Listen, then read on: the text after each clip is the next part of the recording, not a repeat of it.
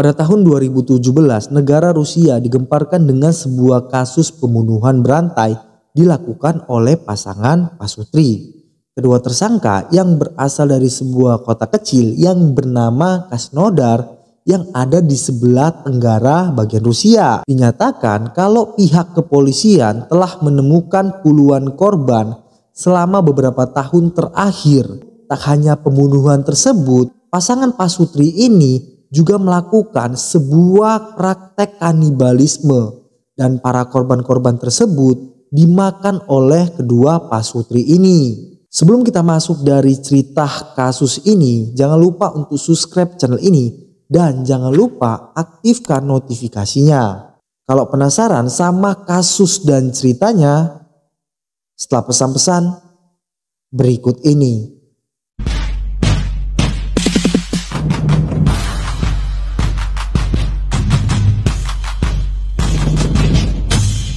Kasus pembunuhan itu terungkap karena ada laporan kehilangan dari laporan keluarga korban. Justru kasus yang satu ini itu terungkap karena sebuah ketidaksengajaan. Semua berawal dari penemuan sebuah ponsel oleh seorang pekerja konstruksi di wilayah selatan kota Krasnodar. Setelah menemukan ponsel tersebut, pekerja itu kemudian memeriksa isinya karena penasaran. Yah, namanya baru nemukan handphone ya, otomatis pekerja konstruksi ini tuh kepo dong.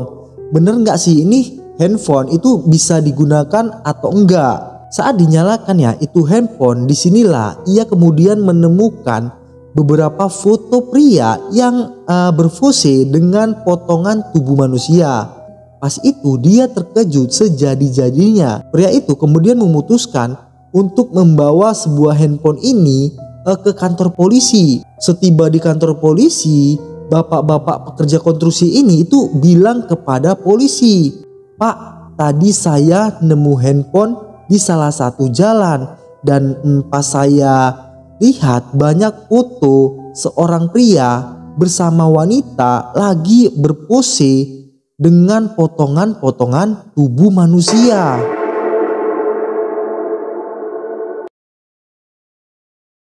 Kemudian polisi yang mendapatkan laporan tentang penemuan ponsel tersebut yang berisikan foto mengerikan tersebut, kemudian mulai melakukan pencarian terhadap sosok seorang pria yang ada di dalam foto itu. Singkat cerita ya, pas itu polisi menemukan rumah yang diduga pria yang ada di dalam handphone tersebut.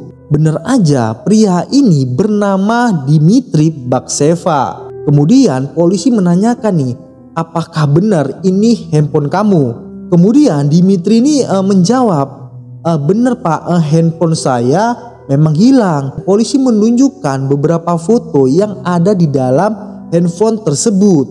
Polisi menanyakan lagi nih, "Gimana nih maksud foto dari foto kamu yang ada di handphone?" Pria ini menjawab, "Tapi saya sama sekali tidak melakukan pembunuhan tersebut." Kemudian Dmitry mengaku dirinya hanya kebetulan saja menemukan potongan tubuh manusia dan memutuskan untuk bersewa foto sebagai kenang-kenangan. Keterangan dari Dmitry ini saat itu nggak masuk di akal. Lagi-lagi polisi tak langsung percaya keterangan dari si Dmitry ini dan memutuskan untuk menggeledah isi dari rumahnya. Saat penggeledahannya polisi curiga sama salah satu lemari es besar, dan bener aja polisi menemukan beberapa potongan tubuh yang disimpan di dalam kulkas dan disimpan di sebuah tas yang berisikan potongan tubuh manusia diletakkan di halaman rumah si Dmitry.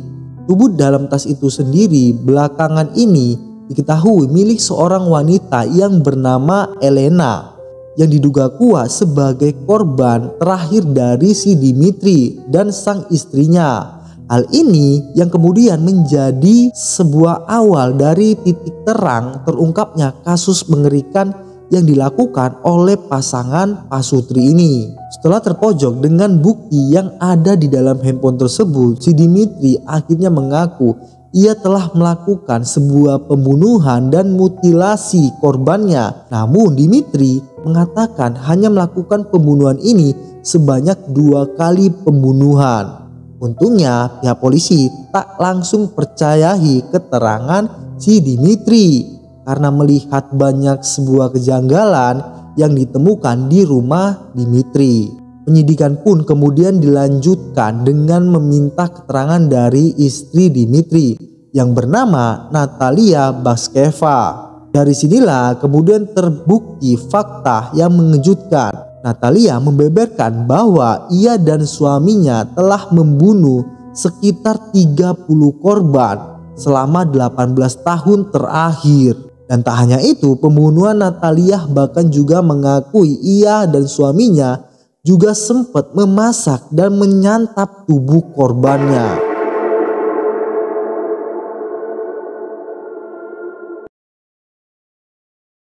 Nah, memang agak gila ini Pak Sutri ini. Meskipun begitu, polisi hingga saat ini baru bisa mengidentifikasikan 7 korban yang berbeda dari beberapa potongan mayat di rumah si Dimitri ini. Dengan banyaknya korban dan lamanya kurun waktu dari aksi pembunuhan berantai Pak Sutri ini terungkap, seharusnya paling tidak ada kecurigaan dari warga sekitar tentang pasangan Dimitri dan Natalia. Namun bagaimana cara keduanya ini bisa lolos selama ini? Ternyata jawabannya ada pada cara 2 pasangan ini yang cukup unik untuk menemukan mangsa-mangsa mereka. Menurut pengakuan mereka pada kepolisian, pasangan ini biasanya mencari korbannya lewat situs-situs pencarian jodoh. Pertama, pasangan ini akan mencari korban dengan kriteria khusus, diantaranya orang yang tinggal sendiri atau yang tinggal jauh dari keluarganya. Setelah menemukan orang yang dirasa cocok dari Dimitri atau Natalia ini, kemudian merayu dan mengundang calon korbannya ini untuk datang ke rumah mereka. Setelah itu pasangan ini akan mengajak korban untuk berpesta minuman-minuman keras hingga mereka mabuk dan kemudian membius mereka sebelum akhirnya mereka dibunuh dengan cara yang cukup sadis. Metode ini kian menjadi mulus karena Natalia merupakan mantan suster yang bekerja untuk pangkalan militer di kotanya sendiri. Jadi dia biasa dengan mudah mendapatkan obat bius di tempat tinggal di sekitaran pangkalan militer yang terbilang lumayan cukup sepi, sehingga 2 pasangan Pak Sutri ini itu bisa dengan mudah melakukan aksi yang sangat sadis ini. Hal ini mungkin adalah kesalahan terbesar yang dilakukan Dimitri dan Natalia dalam menjalankan aksi yang sangat mengerikan ini, karena hobi pasangan ini hobi banget bersewa foto dengan potongan tubuh korbannya, justru menjadi bumerang bagi mereka berdua. Kalau ya seandainya dan sekiranya ini tak menyimpan, kedua pasangan pria dan wanita ini tak menyimpan foto tersebut, mungkin aja ya kasus kanibalisme ini itu nggak akan pernah terungkap. Yang mungkin belum tahu kenapa 2 Pak Sutri ini tuh repot-repot berfoto selfie dengan potongan tubuh korban-korbannya, dan bahkan mereka itu menyimpan di salah satu rumah dan handphone mereka. Hal ini ternyata ada hubungannya dengan kecenderungan sikap seorang psikopat yang ada pada diri kedua pasangan Pak Sutri ini.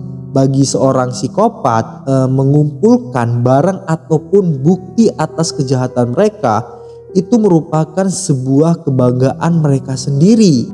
Wah, kita seneng banget nih bisa berhasil membunuh manusia, dan ini sebagai apresiasi bagi kita berdua. Bahkan barang-barang ini bagi mereka seperti sebuah cenderamata yang bisa mereka gunakan untuk mengenang aksi sadis mereka. Hal ini juga terlihat dari rumah Dimitri dan Natalia yang tetap menyimpan sebagai besar barang milik korban di salah satu kamar di rumah mereka, kayak disusun rapi sebagai pajangan di rumah mereka. Dan tentunya juga foto-foto korbannya ini yang mereka abadikan menggunakan ponsel maupun sebuah kamera. Dalam salah satu foto yang ditemukan oleh pihak kepolisian, bahkan terlihat berpose dengan sebuah kepala yang diletakkan di atas piring dan dihiasi dengan buah-buahan. Dikira mungkin parcel ya. Foto yang diambil pada tahun 1999 ini dipercaya merupakan foto dari korban pertama kedua pasutri ini.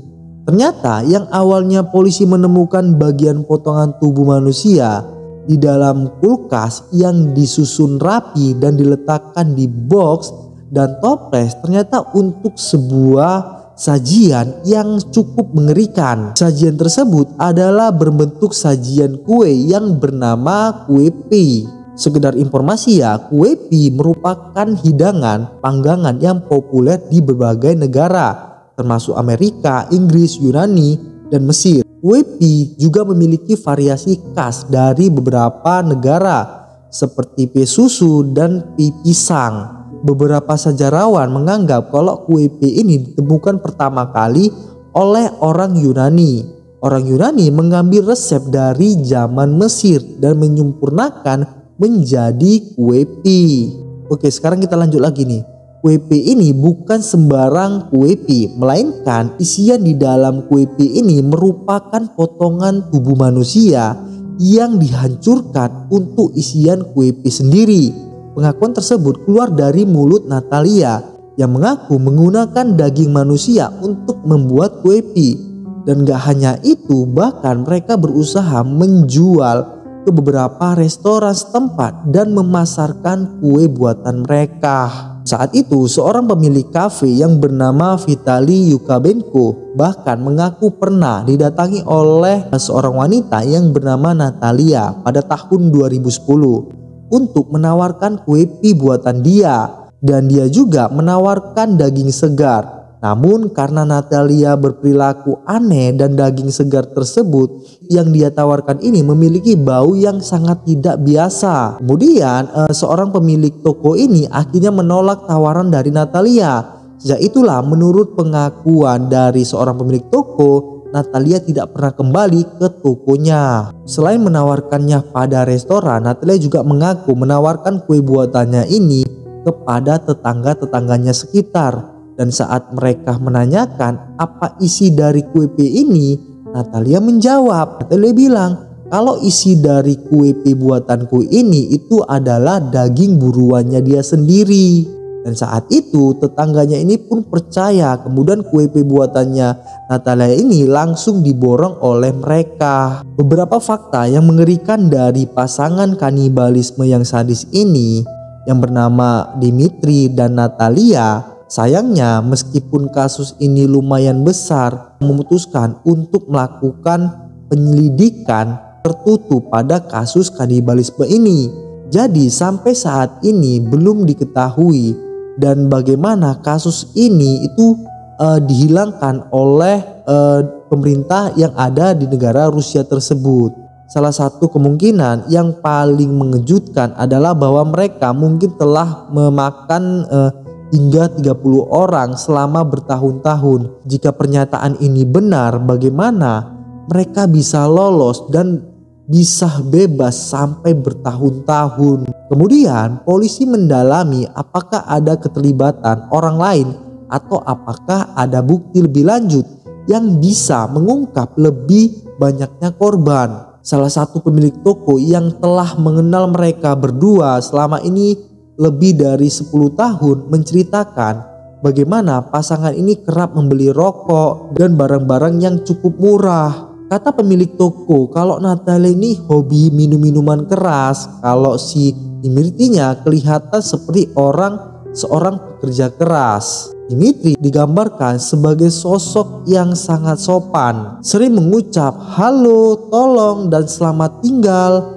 Namun ada satu hal yang selalu mencurigakan, yaitu bau tubuh mereka yang menyengat itu seolah-olah jarang mandi. Pemilik toko ini menduga bau tersebut berasal dari banyaknya anjing dan kucing yang mereka pelihara di dalam rumah mereka. Kemudian pengadilan Rusia memutuskan Dmitri bersalah atas pembunuhan dan penodaan mayat dan dijatuhi hukuman 14 tahun penjara. Kemudian istrinya yang bernama Natalia dinyatakan bersalah juga atas hasutan untuk melakukan pembunuhan dan mutilasi seseorang dan dijatuhi hukuman 10 tahun penjara. Kalau kalian suka sama video dan cerita dari kasus ini, jangan lupa untuk subscribe channel ini dan jangan lupa aktifkan notifikasinya.